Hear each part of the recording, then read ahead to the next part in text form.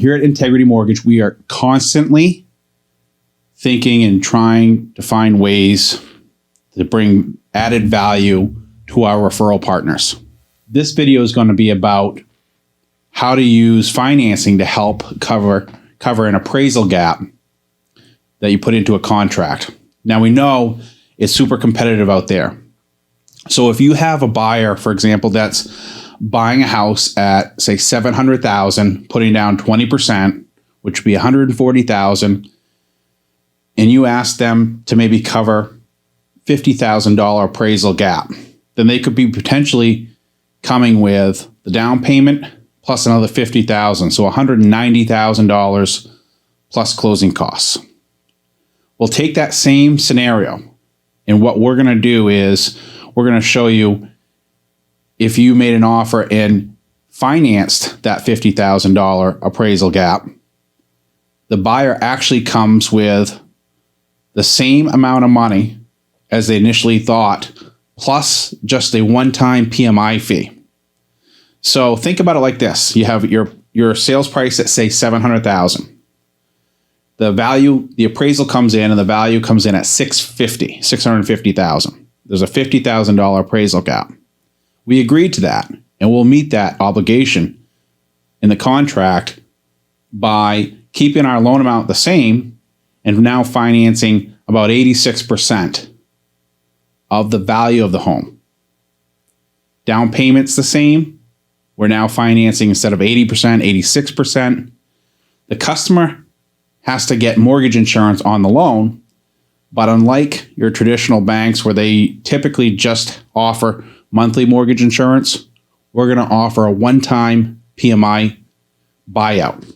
The buyout is based on a lot of risk factors, but in this example, let's say it's about $5,300. Customer avoids coming up with an additional $50,000 and only needs $5,300 to meet that obligation, have the same payment as they did, same interest rate. Happy buyer, happy seller. We get the deal done creatively. So, all that being said, let's take a look at a visual. Scenario one is just how I described it. It's $700,000 price with a $700,000 appraisal. Great.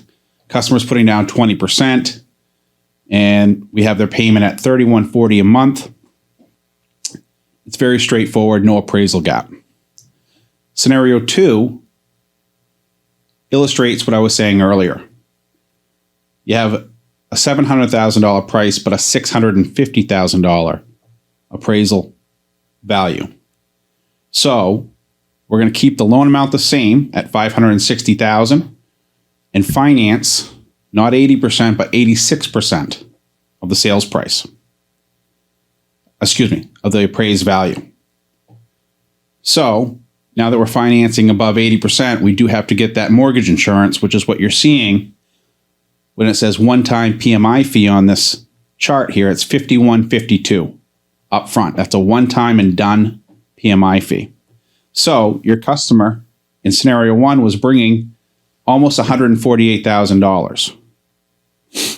In scenario two that we just went over, they're bringing about $153,000 and covering the appraisal gap. Payment's still the same. Last scenario. Let's say that we got really aggressive and we offered a $100,000 appraisal gap, and that's what the house appraised at, $600,000. Again, we keep everything the same.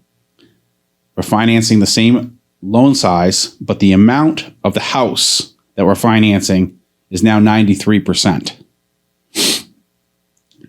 Therefore, you're going to notice that the one-time PMI fee is higher now because we're now financing a higher percentage of the house value. It's almost $7,000. So the cash to close is $154,000 and change compared to the initial the initial scenario where they brought $147,000. But still, it still overcomes an $100,000 appraisal gap without the customer coming up with $240,000 out of pocket. They're now bringing an extra $7,000. For further questions or any other scenarios that we can talk about, feel free to reach out to me at the information below. And we're honored to work with you and help you. Thank you.